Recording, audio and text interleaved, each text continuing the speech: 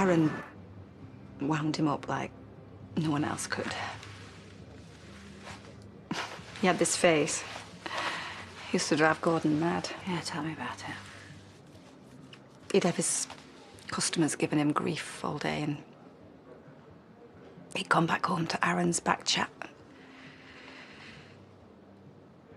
He took it out on him. There's no denying. Yelling, grounding him, throwing his football boots in the bin. Most of the time, that's all it was. Most of the time.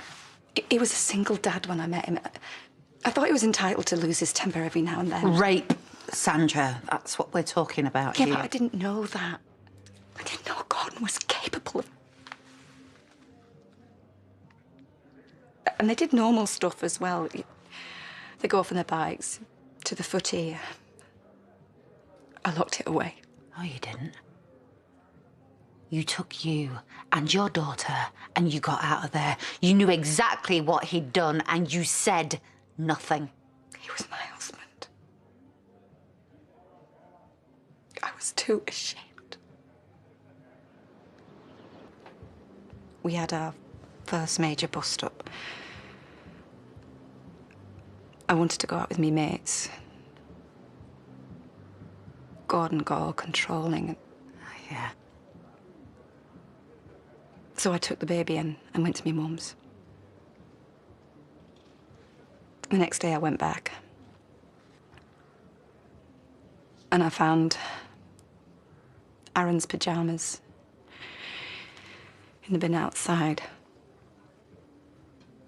They were all wet, like he'd tried to wash them. I convinced myself that he'd wet the bed. That Gordon had got angry with him and he'd been so upset that he'd wet himself. And I felt terrible, really bad. And I looked out for him around Gordon. He was really careful. For weeks. And then things just went back to normal. He was 10 years old and he was dealing with that all on his own. It happened again a couple of years later, and same thing pretty much. And did you talk to him about it? He wouldn't. He just got really embarrassed. Gordon said it was a boy thing and to leave it alone. And I didn't know. Not for definite.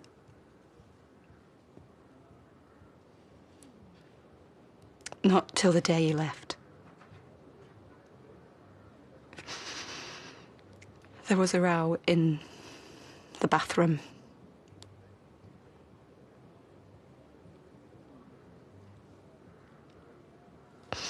Aaron said, "You can't do that to me anymore."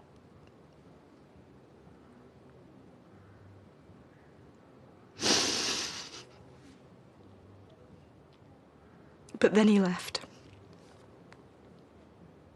So I knew he was safe. You let him get away with it. I wasn't sure. Well, you are now. And it's not too late. Your statement is going to make all the difference. What statement? I'm not going to the police.